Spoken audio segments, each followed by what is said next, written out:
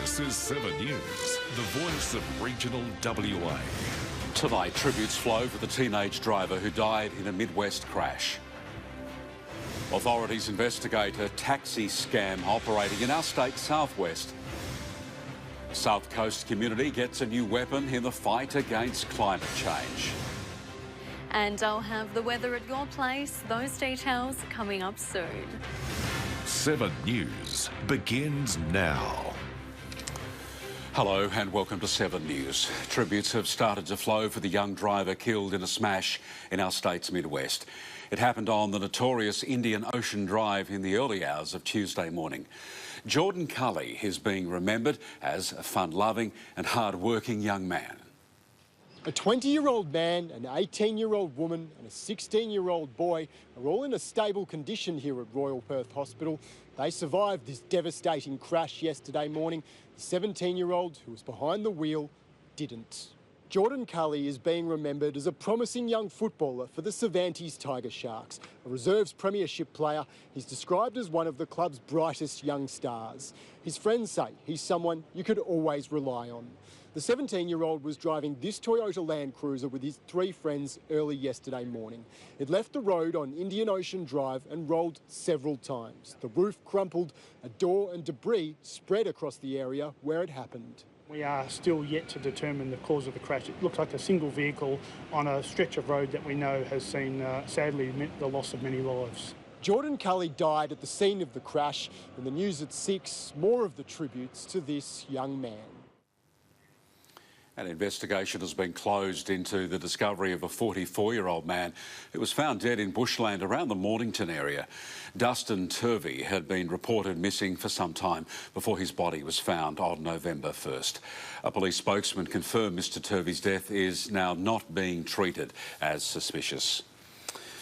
A desperate plea for help tonight from the father of a missing 38-year-old wandering man. Joseph Clark may have gone camping at a national park somewhere in the state south. But as time passes, police hold increasing fears for his welfare. Quiet and unassuming, Joseph Clark is a brother, father and son who's been missing since last Sunday. Yeah, he's having a few emotional problems at the moment and finding it hard to cope. The 38-year-old wandering man has a love for the outdoors and often goes camping in national parks. His dad says that could be anywhere between Dwellingup and Walpole in our state's south. That's what I'm hoping, that he's just gone and found a quiet place, have time to reflect. He says it's out of character for him to be out of touch for so long. He started to worry after Joseph missed a flight to his FIFO job in the Pilbara last Tuesday. Our chief concern is his welfare.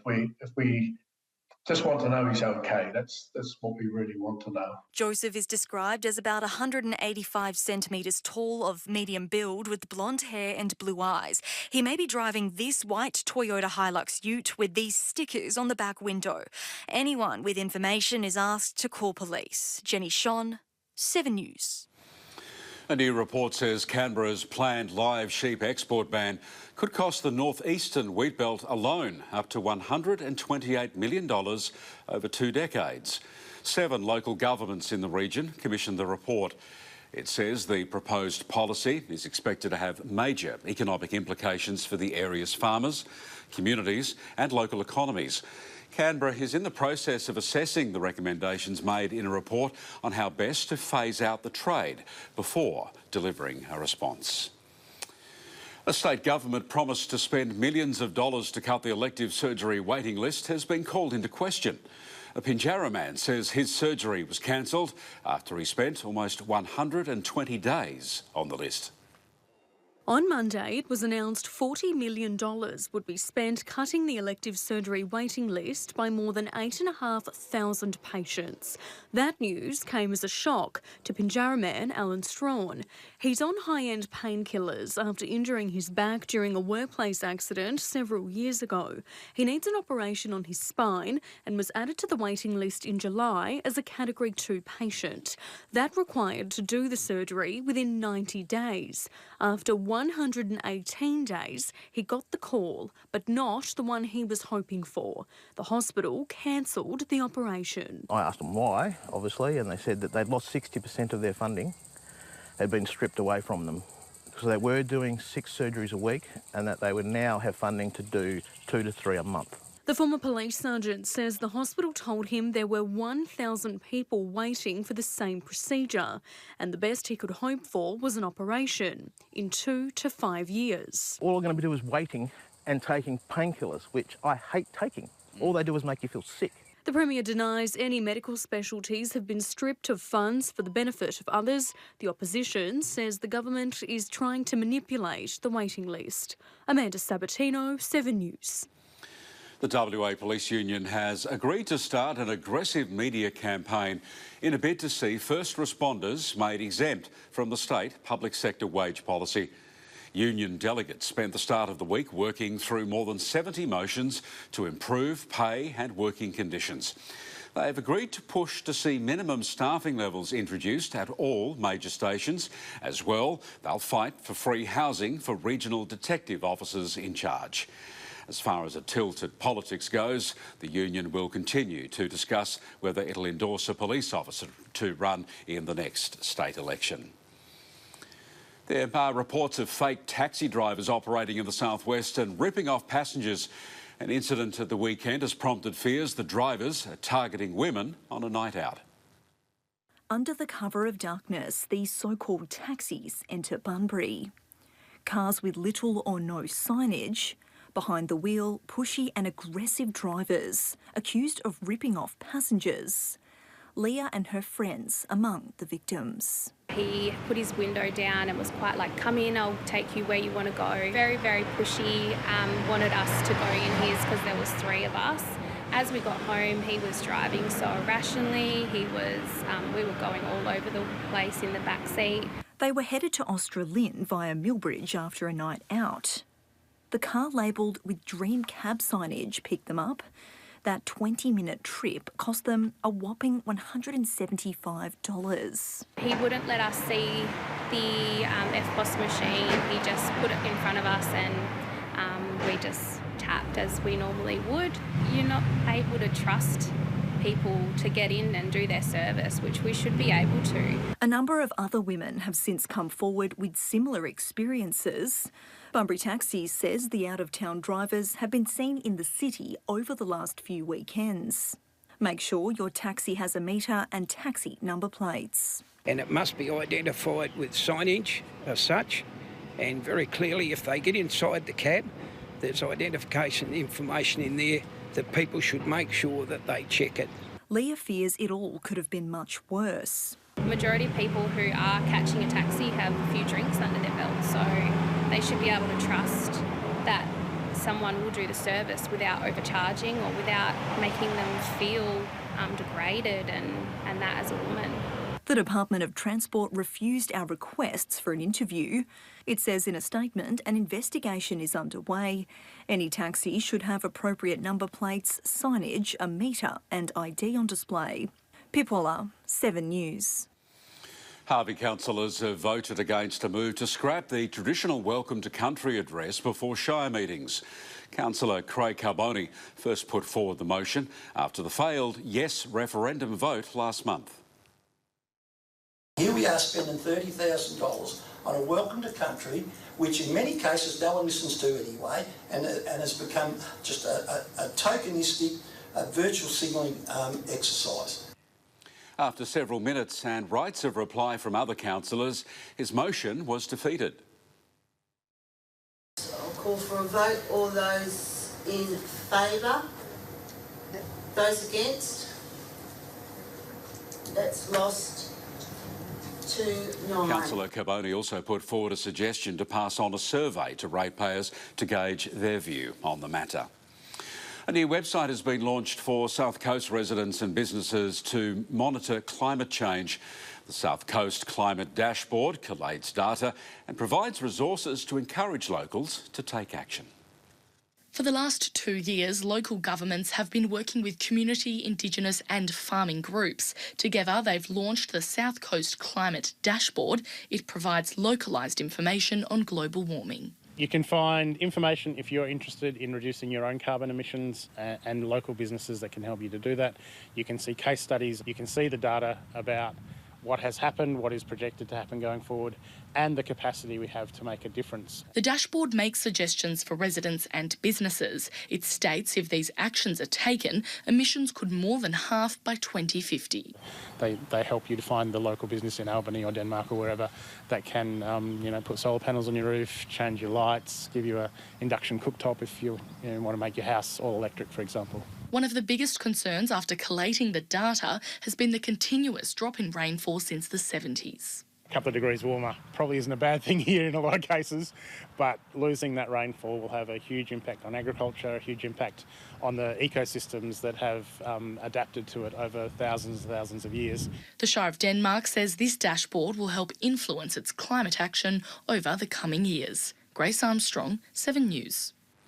A little bit cooler across most of the state today. With the details, here's Amanda Sabatino. That's right, Noel. Some much milder temperatures across most of the state today. Taking a look at today's synoptic chart, there's currently a trough sitting over the goldfields. That's being pushed more northeast, while further north there's another broad trough lying over inland parts of the state as a ridge develops along the northwest coast. It was warm and mostly sunny across our north today, 41 degrees in both Wyndham and Fitzroy Crossing, cooler in Broome, 33 in the top in Port Hedland, and we saw the same in Exmouth. Partly cloudy in Geraldton, 27, similar conditions in Morawa today, but warming up slightly moving into the Goldfields, 34 degrees in Leonora. Temperatures in the mid to high 20s across much of our southwest today, 27 in Katanning, and similar conditions along the south coast as well, 31 degrees in Southern Cross, 26 the top in Ravensthorpe.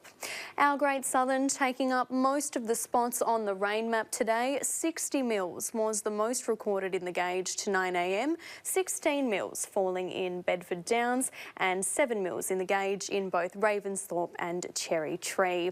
To our weather wall now, hello to Zakeem and Satani from Yandiyarra Remote Community School, and a big hello to these happy faces who have a special message for us tonight. Welcome to Glenhurst Station, Dandenong School! Fantastic effort, everybody. Well done. And I'll have the full forecast for your place coming up a little later on after sport. Noel? OK, thanks, Amanda. Ahead tonight on 7 News for Regional WA. Charges laid over a fire on the goldfields.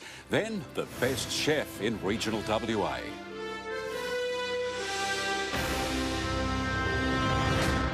I know you can win. You know you can win. There is nothing stopping you. It's fast. Yes. It's free. Yes. It's easy to play. Free cricket tipping, big prizes. Get a taste of victory this summer at thegame.com.au. Broome Police are on the hunt tonight for a man they believe could help with an ongoing investigation. 39-year-old Cody Coomerang is described as 170 centimetres tall, with a medium build, brown hair and blue eyes. Police say if you see him, don't approach him. Instead, call Crime Stoppers. A Kalgoorlie man has been charged over a blaze which gutted a local burger restaurant last month. It's alleged the 39-year-old forced his way into Breakfast Burger Barbecue on Hay Street, where he took items and set the restaurant alight on his way out. A mechanical workshop next door was also badly damaged as a result of the flames. It left behind a damage bill of more than $800,000. The man has been charged with a string of offences, including one count of criminal damage by fire. He'll appear before a local magistrate next month. Unions have paused plans for industrial action on BHP's Pilbara Iron Ore Railways, saying a deal could be close. The system carries around 300 million tonnes of iron ore from mine to port every year, delivering around $39 billion to the miner. The threat of strikes has been around since October, when 400 workers voted to approve industrial action. The union has signalled a deal is close, but there is no agreement yet. Train drivers are currently operating under a deal that expired in 2018. An Albany chef has taken home the title of Regional Chef of the Year. Amy Hamilton runs Liberty, a French-Vietnamese fusion restaurant. She hopes the recognition will help put Albany's dining scene in the spotlight. These chili crab noodles are one of Liberté's standout dishes and part of the reason Amy was named Regional Chef of the Year. It was a bit shocking, a bit overwhelming, but obviously it's always really nice to get some recognition. Like locals often say that they're really proud to have Liberté here because they can feel proud to bring people here, and I guess that's nice as well. The restaurant's in a building just off Albany's Main Street and dates back to the 1850s. It has a long history as a hotel and a bar, and for the last decade, Liberté. My partner at the time's mum lived down here and we were just visiting on our way back to Perth, and we just never left. So yeah, love the produce, love the region, and just decided to stay. Liberté combines a Parisian-inspired bar with Vietnamese cuisine. Amy says the region's produce plays a big role in every dish. The Great Southern region is large and it spans many kind of sectors, and the produce is very varied, so you can get a huge diversity of produce. I also really like, because it's more of a cool climate region, I really like the wines that are down here as well, so that's always really kind of fun for a chef. Liberté was the only Great Southern restaurant to make WA Food Guide's top 100 list. Amy hopes this recognition will benefit the whole region. While there's always been great produce, there was a lot less of a dining scene, and I really thought when I moved here that that would change. I saw so much potential in the region, and I can definitely see it changing, and there's new places popping up all the time, and that's really great. Grace Armstrong, 7 News. You're watching 7 News across regional WA. Sport is next, and tonight the Scorchers in a WBBL do-or-die clash at the Wacker. Then the young Geraldton softballer living his dream.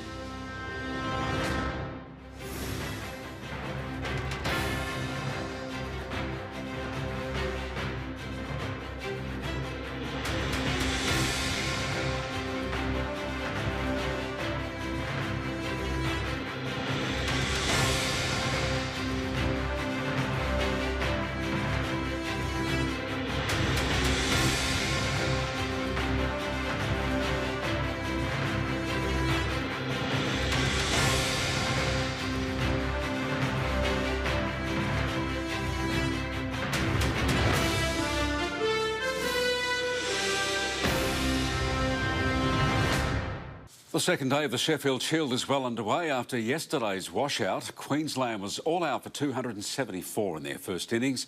WA started to bat, ending the day on 2 runs for just 1.5 overs. Captain and Bunbury product Sam Whiteman will return to the crease tomorrow morning. He faced only 2 balls before stumps. Jaden Goodwin is yet to bat. The Perth Scorchers are facing Brisbane Heat for a spot in the WBBL final. The Heat won the toss and elected to bat. Currently, they are 3 for 124 in the 14th over. Bunbury's Chloe Paparo will be seen later tonight when the Scorchers get their turn to bat. If Perth win the Challenger match tonight, they move on to the final this Saturday against the Adelaide Strikers. The softballer you're about to meet has just returned home after representing Australia at the World Championships in Mexico. Jai Thurston has grown up in our state's Midwest and is one of just 2 WA players who made it onto the team. It's a milestone he'd only been able to dream about until now. For Geraldton local Jai Thurston, it's always been a dream to represent Australia in softball. The now 19-year-old's performance shone throughout the year that put him on the national radar. He attended trials in Sydney before getting the call-up in July that he was heading to Mexico for the Softball World Cup. It's such an honour to be able to do that, especially from the place I'm from and playing here my whole life and now being able to wear the green and gold. He's represented at a state level a few times. This was his first national selection. Just one of only 2 players from WA, the only one from the regions. He returned home to Geraldton this week. Coming back and making sure I stay humble and remember where I'm from and the people that I play with and people that helped me get there. The Australian side had high hopes after finishing with silver in 2020. They won their first 3 matches but lost their last 2 in the group stages. We knew we could definitely play better, but we all tried our best and that was most that we wanted to do. Thurston won this year's Midwest Academy of Sport Athlete of the Year award, the only recipient who couldn't attend because he was at the World Cup. You get that extra bit of hunger about you and you just want to keep going. Thurston couldn't help but wonder where the sport could take him next. Softball is set to be added in the 2028 Los Angeles Olympics. I hope to continue to grow the sport in the grassroots and obviously where we are now. The star will be playing again this weekend, rejoining his local team. Josh van Staden, 7 News. Amanda Sabatino's next with your weather. Then in 7 News at 6, an amazing story of survival after more than a fortnight trapped underground. 41 road tunnel workers walk free. Welcome back. Tomorrow we can expect some showers and thunderstorms over parts of the northern and eastern Kimberley. We could even see a light shower about the south coast between Walpole and Hopetoun, and becoming windy over eastern parts of the state as well.